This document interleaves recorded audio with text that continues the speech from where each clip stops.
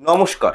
আজকের এই অনুষ্ঠানে আমি রান্নাঘর সম্পর্কিত যে ইনফরমেশনগুলো আপনাদেরকে প্রোভাইড করব, পার্সোনালি আমি মনে করি এর আগে কোনো ইউটিউব চ্যানেলে এই বিষয়গুলি নিয়ে এতটা আলোচনা করেছে বলে আমার মনে হয় না।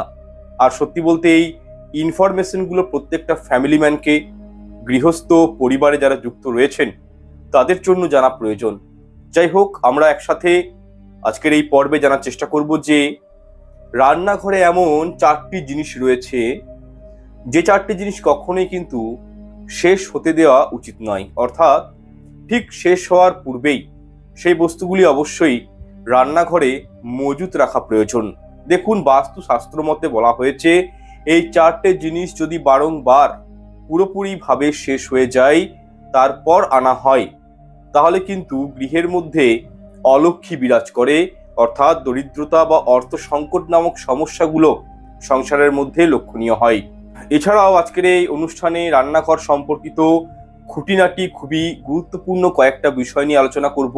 তাই প্রত্যেকের কাছে অনুরোধ করব যে আপনারা প্রত্যেকেই কিছুক্ষণ অনুষ্ঠানটির সঙ্গে থাকুন, অনুষ্ঠানটি সম্পূর্ণ দেখুন। আশা করছি অনেকখানি উপকৃত এবং সমৃদ্ধ হবেন। দেখুন, রান্নাঘর একটা এমন জায়গা, এমন একটা প্লেস যেখানে কিন্তু মাতা অন্নপূর্ণা, অগ্নিদেব এবং মা লক্ষ্মী বিরাজ করেন। আগেকার দিনে আপনারা জিনিস দেখবেন, একটা মহিলারা রান্নাঘরে প্রবেশ করার পূর্বে তখনকার দিনে একটা চল ছিল, তারা যখন রান্নাঘরে যেত গৃহের মহিলারা তার আগে কিন্তু স্নান করে প্রবেশ করত, তারপরেই ভাতের হাঁড়ি বা অগ্নিদেবকে প্রজ্বলিত করত। কিন্তু এখনকার দিনকাল খুবই মডার্ন, যার ফলে এই বিষয়গুলো আজকের দিনের মহিলারা খুব একটা কিন্তু মানতে চান না। এছাড়াও অত্যাধুনিক যুগে আজকালকার মহিলারা, বিশেষ করে দেখবেন শীতকালটিতে ঘরেও কিন্তু চপ্পল পরে ঘুরছেন, রান্নাঘরেও চপ্পল পরে ঢুকে যাচ্ছেন, রান্না করছেন। দেখুন, ঠাকুর ঘরের মতন পবিত্র স্থান আর কোনোটি কিন্তু নয়, এ কথা প্রত্যেকেই নিশ্চয়ই আমার সাথে এগ্রি হবেন। তবে ঠাকুর ঘরের পর যে পবিত্র দ্বিতীয় স্থানটি হলো তা হলো রান্নাঘর। রান্নাঘরে যে রান্না হয় সেই খাবার আমরা গ্রহণ করি এবং তার ফলে আমাদের শরীর স্বাস্থ্য ভালো থাকে, আমাদের মন মস্তিষ্ক ভালো থাকে। কিন্তু যারা দেখবেন রান্নাঘর অপরিষ্কার রাখেন, রান্নাঘরের মধ্যেই এঁটোকাটা ফেলে রাখেন, রান্নাঘরের মধ্যেই বসেই খাদ্য আহার গ্রহণ করেন, বা বলতে পারি রান্নাঘরে চপ্পল পরে ঘোরাঘুরি করেন, এই যে অভ্যাসগুলো রয়েছে এগুলোকে ত্যাগ করা উচিত। দেখুন, বাস্তুশাস্ত্র বলছে যাদের এই সমস্যাগুলো রয়েছে, যারা এইভাবে অভ্যস্ত, তাদের গৃহে কিন্তু দারিদ্রতা অবশ্যই প্রবেশ করবে। সেই রান্নাঘরে কখনোই কিন্তু দেখবেন মা লক্ষ্মী থাকবে না, সে জায়গায় কি থাকবে? অলক্ষ্মী বিরাজ করবে। যাই হোক, অনুষ্ঠানটির যেটি মূল বিষয় সেখানে এবার ফিরে আসছি। দেখুন, এই কথা সত্য যে রান্নাঘর হলো অত্যন্ত পবিত্র একটি স্থান, সুতরাং সর্বদা চেষ্টা করবেন রান্নাঘরকে পরিষ্কার পরিচ্ছন্নভাবে রাখার। একেবারেই আপনারা বাসনপত্র এদিক সেদিকে করে ছড়িয়ে ছিটিয়ে রাখবেন না, রান্নাঘরে এটো বাসনপত্র রাখবেন না, সর্বদাই পরিষ্কার পরিচ্ছন্ন রান্নাঘরটি রাখবেন। এর ফলে কি হয়? বাস্তুশাস্ত্র মতে বলা হয়েছে রান্নাঘর যত পরিষ্কার পরিচ্ছন্ন রাখবেন ততই রান্নাঘরের মধ্যে পজিটিভ এনার্জিটা ইনহ্যান্স হবে, ইনক্রিজ হবে, ততই রান্নাঘরের মধ্যে একটা শুভত্ব ব্যাপার বিরাজ করবে, যার ফলে সৌভাগ্য তো জীবনে আসবেই, অন্যদিকে দুর্ভাগ্যগুলো পর্যন্ত কেটে যাবে। এছাড়াও আমাদের অনেকের দেখবেন একটা বাজে একটা হ্যাবিট রয়েছে, অভ্যাস রয়েছে, যে নানান রকম কৌটো বা যেগুলো আমরা ইউজ করি না সেই রূপ জিনিসগুলো রান্নাঘরে সঞ্চিত করে রাখি। এবং কি রান্নাঘরে অনেকেই আবার দেখবেন ওষুধপত্র বা যে কোনো বিল, গ্যাসের হতে পারে, ইলেকট্রিক বিল হতে পারে, এগুলোকেও বহুদিন ধরে সঞ্চিত করে রাখে। এক্ষেত্রে আমি নিষেধ করব যে কখনোই রান্নাঘরে কিন্তু এগুলো রাখতে নেই। কি হয়? সংসারে বাজে খরচটা অতিমাত্রায় বৃদ্ধি পায়। পরিবারের যারা সদস্য রয়েছেন তাদের মধ্যে দেখবেন রোগ ব্যাধি, জ্বালা যন্ত্রণা, এগুলোর কিন্তু প্রবণতাগুলো কিন্তু বৃদ্ধি পায়। আচ্ছা, এরপর তাহলে আলোচনা করি যে রান্নাঘরে কোন জিনিসগুলো একেবারেই শেষ হতে দেওয়া উচিত নয়, তার আগে এগুলিকে একটু মজুত রাখা প্রয়োজন। নাম্বার 1, জ্বালানি অর্থাৎ আগুন। একদম ঠিক শুনেছেন, আজকের এই আধুনিক যুগে আমরা প্রত্যেকেই গ্যাস বা স্টোভ ব্যবহার করে থাকি। সেহেতু আমার বলার উদ্দেশ্য একটাই, আপনাদের যাতে করে গ্যাস বা স্টোভের কেরোসিন শেষ হওয়ার কারণে যেন গৃহের রান্না বা রন্ধন প্রক্রিয়াটি বন্ধ না হয়ে যায়, সেই কারণে আপনারা অতি অবশ্যই জ্বালানি অর্থাৎ গ্যাস বা কেরোসিন শেষ হওয়ার পূর্বেই নিজের গৃহে মজুত রাখুন। অবশ্যই এতে সৌভাগ্য বৃদ্ধি পায়। এবং এই বক্তব্যটা দেখুন আমার নয়, বাস্তুশাস্ত্র বলছে। অনুরোধ করবো একটাই, এই বিষয় কিন্তু অবহেলা চোখে দেখবেন না, খুবই গুরুত্বপূর্ণ বিষয়। কখনোই রান্নাঘর থেকে জ্বালানি শেষ হতে দিবেন না, যেন জ্বালানির অভাবে আপনাদের রান্নাটি হলো না এরকম যেন পজিশনটা চট করে না আসে, এই বিষয়টা একটু মাথায় রাখবেন। নাম্বার 2, দেখুন রান্না করতে গেলে হলুদের প্রয়োগ করতে হয় খাবারের রংটাকে সঠিক রাখার জন্য, তাই তো? আপনারা রান্নার ক্ষেত্রে যে হলুদ ব্যবহার করেন, সেই হলুদ আবার বৃহস্পতি গ্রহকে অর্থাৎ জুপিটার প্ল্যানেটকে রিপ্রেজেন্ট করে। এবং এই হলুদের সঙ্গে প্রভু নারায়ণের কিন্তু একটা নিবিড় সম্পর্ক রয়েছে।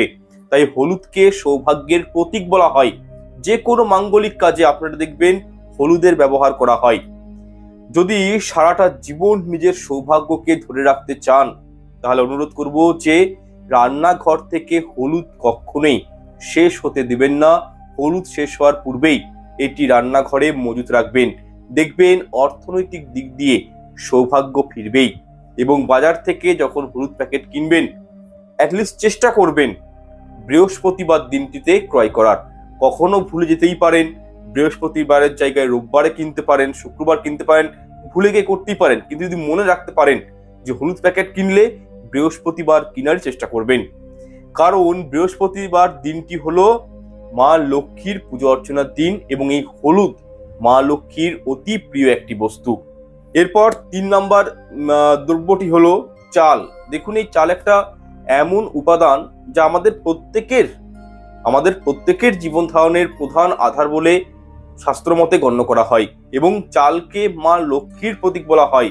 যদি কখনো রান্না করতে গিয়ে ভুলবশত চাল হাত থেকে পড়ে যায়, সেই চাল কিন্তু কখনোই আবার ঝাড়ু দিয়ে পরিষ্কার করবেন না। চালের মধ্যে ঝাড়ু কিন্তু কখনোই লাগাতে নেই, এই ক্ষেত্রে নিচের হাতের ব্যবহার করবেন। সুতরাং রান্নাঘর থেকে চাল আপনারা কখনোই পুরোপুরিভাবে শেষ করে ফেলবেন না। যখন প্রায় শেষ হওয়ার পর্যায়ে পৌঁছে যাবে, তখন আপনারা কি করবেন, নতুন চালের বস্তা ক্রয় করে নিয়ে এসে আপনারা যেখানে চাল রাখেন সেই জায়গাতে বা চালের ড্রামে চালটি কিন্তু রেখে দিবেন। দেখবেন আপনার জীবনে সৌভাগ্য অবশ্যই বৃদ্ধি হবে মা লক্ষ্মীর আশীর্বাদে।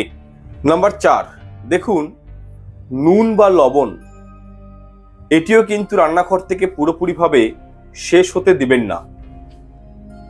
লবণ ছাড়া কিন্তু দেখবেন রান্না করা একটু অসম্ভব হয়ে যায়, কারণ যে কোনো খাবারের স্বাদ বৃদ্ধি করতে লবণের প্রয়োগটা কিন্তু আমাদের প্রত্যেকেই করতে হয়। আমরা কিন্তু লবণের প্রয়োগ করি খাবারের স্বাদ বাড়াতে। এছাড়াও বিভিন্ন তন্ত্রক্রিয়ায় লবণের কিন্তু বিশেষভাবে প্রয়োগ হয়। দেখুন আমাকে অনেকেই প্রশ্ন করেন যে স্যার হাত থেকে লবণ অনেক সময় পড়ে যায়, এটা ভালো না খারাপ? এই প্রশ্নটা কিন্তু আসে। তো এক্ষেত্রে বলবো, বারবার হাত থেকে লবণ পড়ে যাওয়া অশুভ লক্ষণ। কি হয় এতে, জন্মকুণ্ডলিতে রাহু এবং কেতু স্ট্রং হয়, ফলস্বরূপ অর্থনৈতিক সমস্যা, পারিবারিক ক্ষেত্রে বৈষম্যতা দেখা দেয় এবং দাম্পত্য জীবনে কলহ প্রচন্ড পরিমাণে সৃষ্টি হয়। শুধু তাই নয়, লবণ হাত থেকে পড়ে গেলে কখনোই ঝাড়ু দিয়ে পরিষ্কার করতে নেই, নিজের হাতের মাধ্যমে পরিষ্কার করতে হয়। সুতরাং মা লক্ষ্মীর স্বরূপা এই লবণকে কখনোই নিজের ঘর থেকে পুরোপুরিভাবে শেষ হতে দেবেন না। তার আগেই আপনারা লবণের মধ্যে নিজের রান্নাঘরে লবণটি মজুত রাখবেন। এবং বিশেষ করে দেখবেন লবণের মধ্যে ক্যাপাসিটি রয়েছে নেগেটিভ এনার্জিকে অবজার্ভ করার। তাই চট করে রান্নাঘরে কোনো প্রকারের নেগেটিভ এনার্জি খুব একটা প্রভাব বিস্তার করতে পারে না যদি এই লবণ বা নুনকে রান্নাঘরে সর্বদাই সঞ্চিত করে রাখা হয়। তাই লবণের বেনিফিট কিছু রয়েছে, আপনারা কিন্তু লবণটি অবশ্যই রান্নাঘরে সর্বদাই মজুত রাখার চেষ্টা করবেন। যাই হোক, অনুষ্ঠানটির যেটি মূল প্রসঙ্গ সেই বিষয়গুলো সম্পর্কে যতটা আমি পেরেছি নিজের মতন করে আপনাদেরকে বুঝিয়েছি, আপনাদের সঙ্গে আলোচনা করলাম। অনুরোধ একটাই করব যে অনুষ্ঠানগুলি দেখে আমার উপকৃত সমৃদ্ধ হলে লাইক কমেন্ট শেয়ার করতে ভুলবেন না এবং চ্যানেলটি অবশ্যই সাবস্ক্রাইব করে পাশে থাকা বেল আইকনটা অন করে রাখবেন। ঈশ্বর আপনাদের মঙ্গল করুক। নমস্কার, ধন্যবাদ।